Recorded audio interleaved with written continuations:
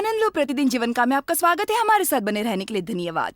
आज मैं आपसे बातें करना चाहती हूँ क्रोध ना करने और औरों को क्रोध न दिलाने के महत्व के बारे में। ये जरूरी है कि हम ये सीखें कि किस प्रकार एक दूसरे के साथ मिलकर रहा जाए, और लोगों के साथ मिलकर रहने का महत्वपूर्ण भाग है कि हम उन्हें जल्दी से बिना शर्त माफ करने के लिए तैयार रहें जिन्होंने हमें गुस्सा दिलाने जैसा कुछ काम किया हो। अच्छी खबर यह है कि हमें ना तो क्रोध लेना है और ये भी सीखना है कि कैसे हम लोगों को क्रोध ना दिलाएं।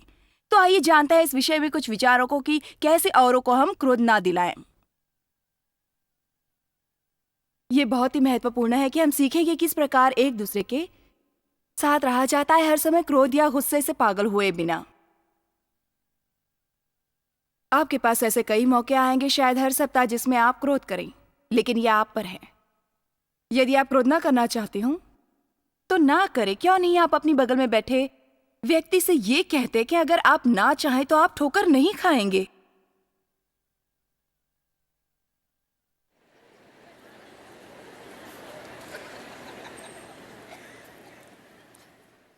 ठीक है, पहला कुरिन्थियों 3:3। ये कुरिन्थियों के लोगों ने पवित्र आत्मा से बपतिस्मा पाया था, उनके पास आत्मा के वरदान थे।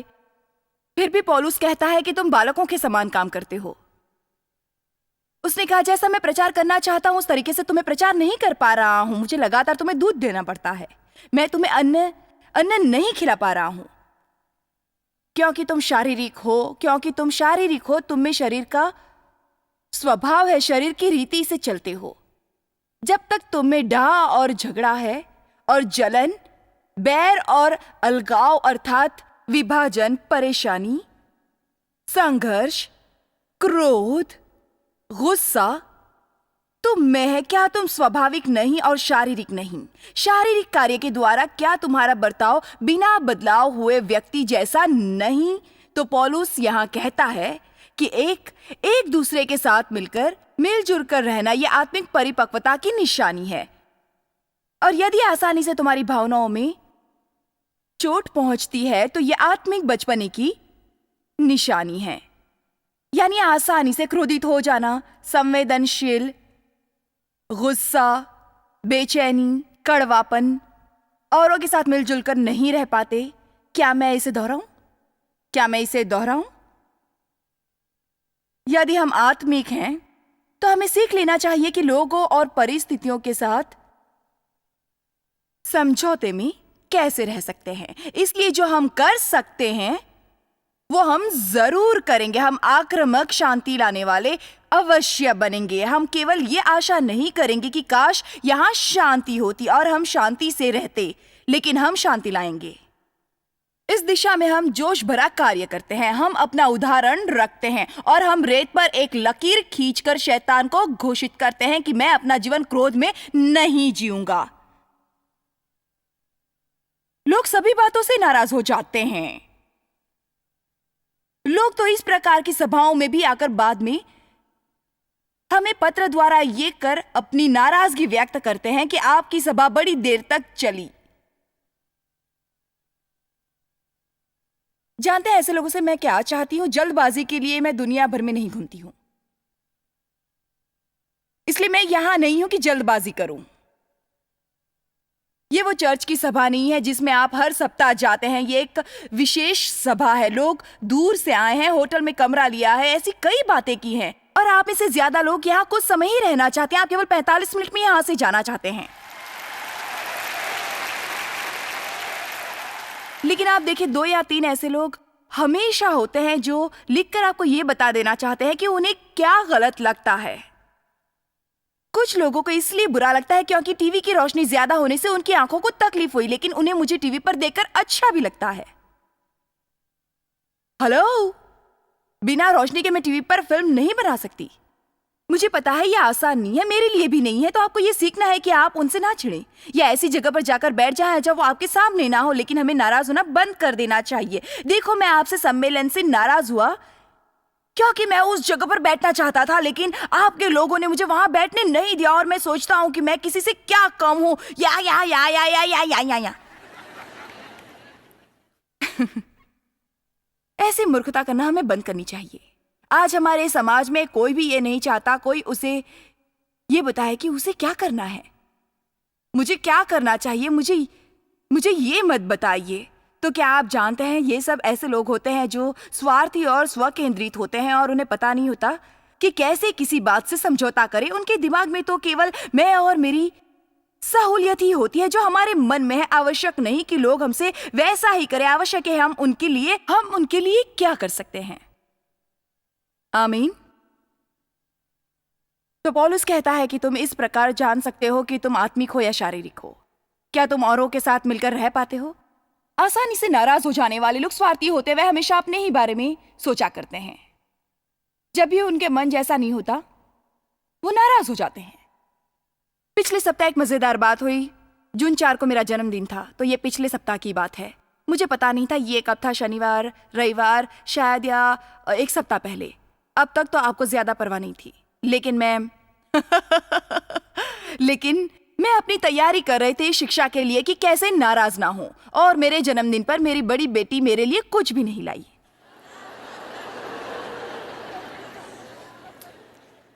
और अब आप जानते हो, मैं इस बारे में उसे बहुत कुछ सुना सकती थी, लेकिन पूरे सप्ताह मैं सोचने लगी, देखो हम अपने बच्चों के लिए कितना कुछ करते हैं।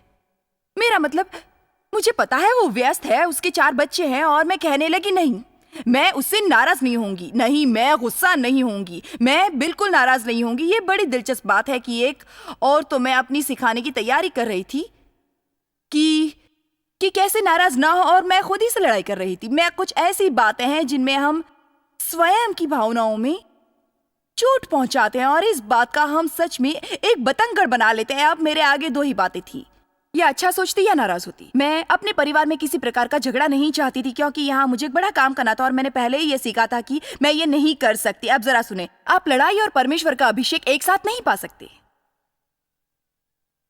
यहाँ बैठा हर एक मेरी बात ध्यान से सुने। आप संघर्ष और परमेश्वर का अभिषेक एक साथ कभी नहीं पा सकते। आमीन। वहां के लोग कोई प्रतिक्रिया नहीं दे रहे हैं। अब मैं यहाँ आ जाती हूँ।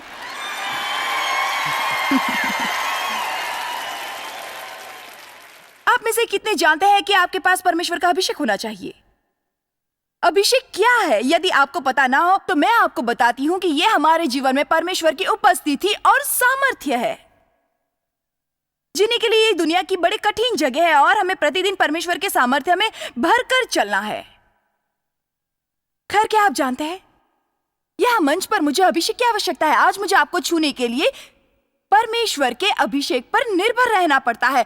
मैं परमेश्वर के अभिषेक पर निर्भर हूं आपके जीवन में ऐसा कुछ करने के लिए, ताकि आप आज रात फिर से आना चाहें और कल या हमें टीवी पर देखना चाहें। मैं कुछ भी दिखावटी नहीं करती, मैं यहाँ केवल खड़ी होना चाहती हूँ और बोलती हूँ। और यदि मुझ पर परमेश्वर का अभिषेक ना हो तो आप सभी यहाँ सो जाएंगे। यदि मुझ पर परमेश्वर का अभिषेक यहाँ और घर जाकर अपने बच्चों से लड़ाई करूं, क्योंकि मुझे लगा कि वो मुझे मेरे जन्मदिन पर उपहार देंगे और उन्होंने नहीं दिया। आप इस प्रकार नहीं कर सकते, ठीक है? मेरी बेटी मुझसे कहती है, और जानते हैं कई बातें परीक्षा के रूप होती है। पिछली रात मेरी बेटी मेरे पास आई और कहने लगी, उसने उदास सा चेहरा बनाए रखा था। ओ, आपके जन्मदिन पर मैं आपको उपहार देना भूल गई। मॉम, मुझे माफ कर दीजिए, मुझे पता नहीं था, मुझे बिल्कुल मालूम नहीं था कि ये कैसे हो गया। मैं माफी चाहती हूँ, मुझे बुरा लग रहा है मुझे। उसके 4 बच्चे हैं, वो व्यस्त हैं। वो 1 सप्ताह के लिए बाहर जाने की तैयारी कर रही थी, और मेरा विश्वास करें, यदि 1 सप्ताह के लिए मुझे कहीं जाना होता तो मेरी भी पूरी तैयारी होती, विशेष करके 4 बच्चों के साथ। तो सही बात यह थी कि वो सच में भूल गई। खैर, जानते हैं, हमें औरों की बेहतरी में विश्वास रखना चाहिए और बुराई पर नहीं। लेकिन स्वार्थी मतलबी लोग, जब कहीं उन्हें उनकी इच्छा अनुसार नहीं मिलता है, वो नाराज हो जाते हैं। मुझे लगता है वो लोग अपने आप में असुरक्षित होते हैं। उनके प्यार का भंडार खाली होता है। जब भी उनके मन जैसा नहीं होता तो वो अपने आप में तिरस्कार महसूस करते हैं। जो अपने बारे में बुरा महसूस करते हैं, वो चाहते हैं कि दुनिया का हर एक व्यक्ति उन्हें संभाले। देखो, मैंने घर की सफाई में कितनी मेहनत की, और तुमने आकर इतना भी नहीं कहा कि घर सुंदर दिख रहा है, बहुत सुंदर। इस खाने को बनाने में मैंने 2 घंटे लगा दिया, और तुम खाकर चुपचाप चले गए। असुरक्षित लोग वो लोग जो नहीं जानते कि मसीह में वो कौन है, वो लोग जो अपने अंदर से अपने महत्व और कीमत को नहीं जानते हैं, वो हमेशा औरों में ताकते रहते हैं कि कोई उन्हें संभाले, और जब उनकी तारीफ नहीं होती वो नाराज होते हैं। अब क्या आप जानते हैं, यदि आप किसी के साथ इस प्रकार से रहते हैं या आपके संबंध किसी से ऐसे हैं, आपको पहले ही पता है कि ये कठिन है, क्योंकि हर समय उन्हें खुश करके आप थक जाते हैं। लेकिन यदि आप ऐसे में से हैं क्या आप चाहते हैं कि मैं उस विषय पर आऊं?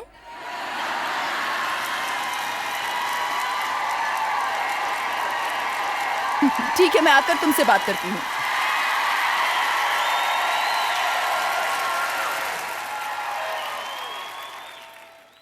देखिए, सच्चाई से नाराज मत हो। आप जानते हैं, अब मैं यहाँ कुछ कहने जा रही हूँ, यदि आप ऐसे व्यक्ति हैं जिनकी भावनाओं को हमेशा चोट पहुंचती है, तो अपनी भावनाओं को चोट न पहुंचने दे, क्योंकि मैंने अपना इशारा उस तरफ ही किया है।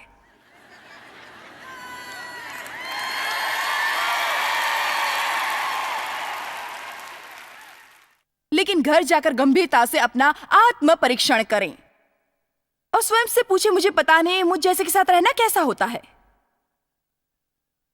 कभी कभी हमें स्वयं से पूछना चाहिए, क्या मैं अपने साथ रहने को तैयार होता? कई साल पहले, 30 साल हो गए, जब मैंने परमेश्वर का वचन बड़ी गंभीरता से पढ़ना शुरू किया, मैंने सोचा मुझे छोड़ दुनिया का हर व्यक्ति गलत है। अरे कितना अच्छा हो जब हर कोई सुधर जाता। मैं सोचती, डेव मेरी समस्या है, उन्होंने कई खेल खेले हैं और जीत के लिए मेरी बढ़ाई कभी नहीं करते, और डेव ऐसा नहीं करते, और मुझे बाहर खाने पर नहीं ले जाते, ये वो ऐसा वैसा और कुछ, हमेशा ही शिकायतें करते रहना और कुछ नहीं। हेलो, मेरे लिए कभी कोई कुछ नहीं करता। मैं उस सच्चाई की तरफ ध्यान नहीं देती थी कि वो विश्वास योग्य है और बड़ी मेहनत करते हैं, दूसरी औरतों के पीछे नहीं जाते हैं, बस खेल देखते रहते हैं, ऐसे नहीं है, वैसे नहीं, या कुछ और नहीं है, ये वो बस। एक दिन मैं डेव के परिवर्तन के लिए प्रार्थना कर रही थी। मेरा मतलब, मैं ये इसलिए कर रही थी क्योंकि मैं आत्मिक युद्ध और शैतान को धिक्कारने के बारे में सीख रही थी, और मैं हर समय शैतान मैं तुझे धिक्कारती हूँ, ओ परमेश्वर परमेश्वर, मैं प्रार्थना करती हूँ जरा आप डेव से बातें करो, डेव बदल जाए, वो। और मैं हर वक्त, जानते हैं, मैं अभी प्रार्थना कर रही हूँ, वो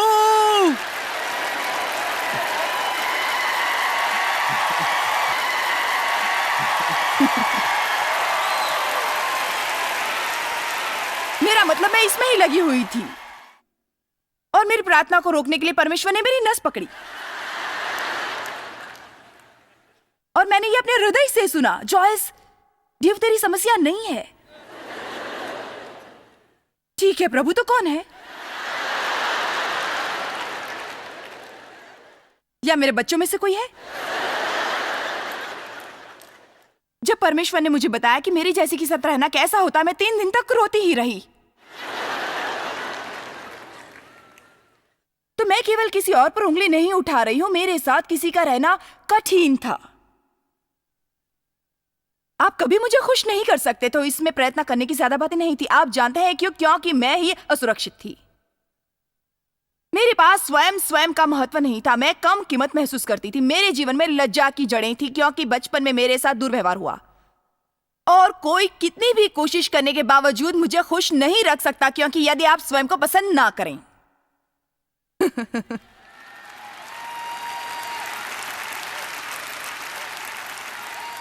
यदि आप स्वयं को ना पसंद करें तो सभी बातें आपको नाराज करेंगी, क्योंकि पहले ही से आप खुद को इतना बुरा समझते हैं कि कोई भी आपको कभी खुश नहीं रख सकता, कभी भी नहीं।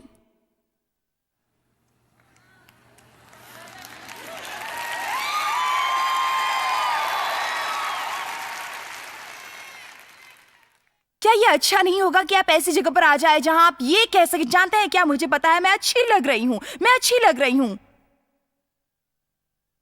यदि तुम ये ना भी कहो तो मुझे पता है मैं अच्छी लग रही हूं, मुझे पता है घर दिखाई सुंदर दे रहा है, और मुझे पता है मैं कड़ी मेहनत कर रही हूं।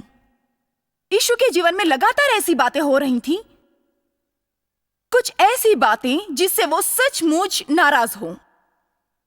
उसके अपने परिवार ने उसके बारे में गलत सोचा, उन्हें कोई संबंध नहीं रखना था, वो लज्जाते थे।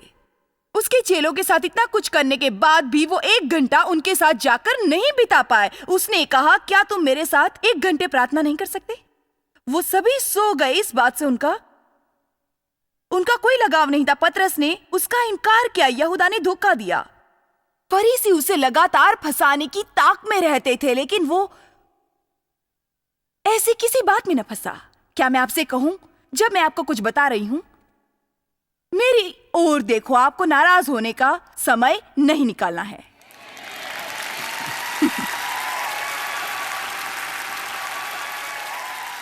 आपके पास नाराज होने का ना तो समय होगा और ना ही ताकत होगी। और मैंने पिछली रात क्या कहा, क्योंकि आज फिर हमें इस बात पर बात करनी है। जब मैं ये प्रचार तैयार कर रही थी तो परमेश्वर ने मुझे जो बताया इतनी प्रबलता से कि मैंने ऐसा पहले कभी नहीं देखा था।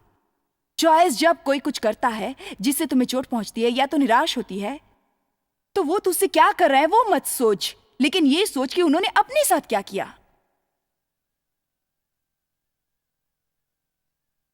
क्योंकि यदि कोई सच में आपसे बुरा व्यवहार करता है तो उन्होंने तुझे चोट पहुंचाने से ज्यादा स्वयं को चोट पहुंचा ली है। और परमेश्वर तेरी ढाल है।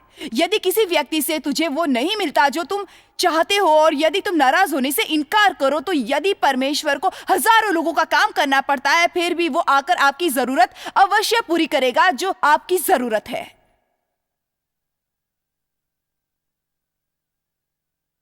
हमें लोगों के लिए ये सोचकर काम करना बंद करना होगा कि हमने इनकी मदद की है तो इन्हें भी हमारी मदद करनी चाहिए। इसे कहते हैं बंधे धागों में देना। आमीन। इस मूर्खतापूर्ण परिस्थिति में जो पिछले सप्ताह मेरी बेटी के साथ हुई, मेरे जन्मदिन से एक दिन पहले उसने मुझे फोन किया और कहा क्या मैं अपने नाती को 1 महीने के लिए कैंप में भेजने के लिए आर्थिक मदद दे सकती हूँ। तो डेव और मैंने इस बारे में चर्चा की और कहा हाँ, और हमने कहा हाँ, हम तुम्हारी मदद करेंगे। ये प्रभु की स्तुति हो। अगले दिन मेरा जन्मदिन था। कुछ नहीं, कुछ नहीं, कुछ नहीं, कुछ नहीं, कुछ नहीं, कुछ नहीं, कुछ नहीं, कुछ नहीं, अगले दिन कुछ नहीं, कुछ नहीं, अगले दिन कुछ नहीं, कुछ नहीं।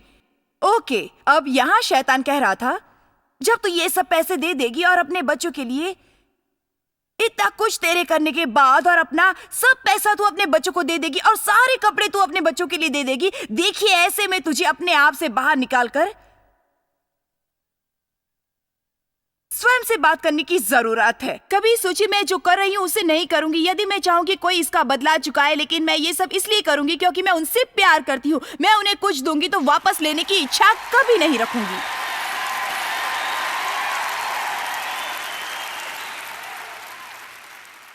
ऐसे मूर्खतापूर्ण खेल खेलने के लिए हमारे पास समय नहीं है। देखो मैंने ऐसा तुम्हारे लिए किया और अब तुम मेरे लिए कुछ नहीं करोगे तो मुझे बुरा लगेगा। हमें क्या करना चाहिए? हम जो कुछ करें ये जानकर कि हमारा प्रतिफल हमें प्रभु से ही मिलेगा, केवल प्रभु से।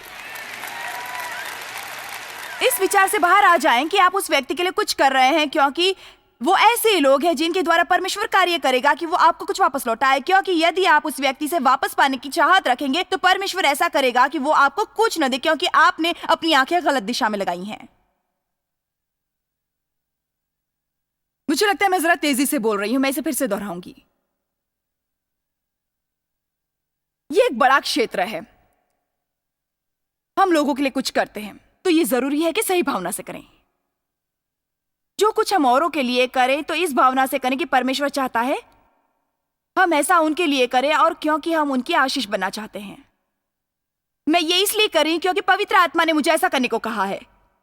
मैं ये इसलिए नहीं कर रही कि हाँ शायद मैं आपके लिए कर रही हूं, लेकिन सच में तो मैं परमेश्वर के लिए कर रही हूं।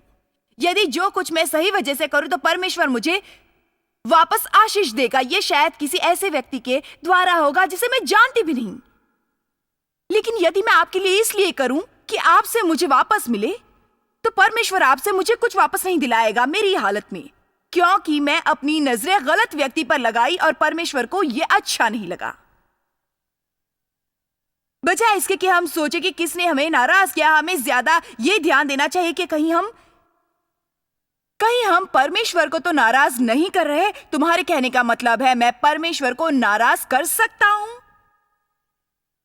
पवित्र आत्मा को शोकित ना करो। और आगे औरों से मिलजुल कर रहने के विषय में कहता है क्रोधित न करो, कड़वेपन से मत भरे रहो, आप जो कहते हो उससे सावधान रहो। मुझसे बुराई या निंदा की बातें ना आने दो। औरों को दुखी करने वाली बातें ना बोलो। औरों को कैसा लगेगा इसकी परवाह किए बिना ऐसी बातें पवित्र आत्मा को दुखी करती हैं, बजाय ये सोचने के कि कौन मुझे नाराज कर रहा है। हमें ज्यादा ये ध्यान देना चाहिए कि कहीं मैं अपनी बातों से पवित्र आत्मा को तो नाराज नहीं कर रहा या औरों को तो नाराज नहीं कर रहा। आप में से कितनों को यह पता है कि आप उन्हें नाराज कर देते हैं और आपको पता भी नहीं चलता? क्यों? सच में कितनी बार आपको लगता है कि जब लोगों ने आपको नाराज किया और उन्हें जरा भी पता नहीं होता कि उनके द्वारा आपको दुख पहुंचाए? कई बार ऐसा होता है। मेरी बेटी किसी भी तरह मेरी भावनाओं को चोट नहीं पहुंचाना चाहती थी। मेरे जीवन के अन्य समय में इस बात से मुझे बिल्कुल चोट नहीं पहुंची, लेकिन उस सप्ताह मेरे दिमाग में बहुत कुछ होने लगा। मेरे पिता की मृत्यु हुई और पिछले सप्ताह उनकी अंतिम विधि हमने की और मैं बड़ी व्यस्तता के बाद वहां आई। और जानते हैं, शैतान आपको तभी पकड़ता है जब आप बहुत व्यस्त होते हैं। क्या आपने कभी देखा है कि शैतान ये सब कैसे करता है? आप अपनी कई जिम्मेदारियों को निभाने में व्यस्त होते हैं और तभी आप अपनी आशीषों का ही उपयोग करें। आपको नाराजगी नहीं मिलेगी। खैर, बस इतना ही। मेरा सभी फायदा उठाते हैं। इस बात से मैं थक चुका हूँ, परेशान हो गया हूँ। अब आगे जो मैं औरों के लिए पाँव पोंछने का कपड़ा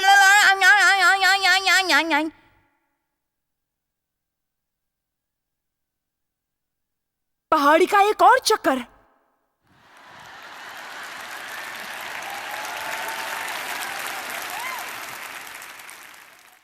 पवित्र आत्मा की पाठशाला के विषय में एक और बात, आप इससे छूट नहीं सकते। आपको तब तक परीक्षा देनी होगी जब तक आप इसमें उत्तीर्ण नहीं हो जाते। सही कहा?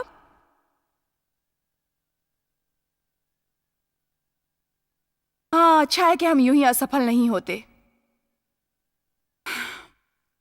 वो लोग जो आसानी से नाराज हो जाते हैं, वो नकारात्मक होते हैं। वो बुरी बातों पर विश्वास करते हैं जबकि उन्हें अच्छी बातों पर विश्वास करना चाहिए। नाराज होकर वो दुर्दशा में पड़ जाते हैं, क्योंकि नाराज होने से औरों की दुर्दशा में पड़ने से ज्यादा आप दुर्दशा में पड़ जाते हैं।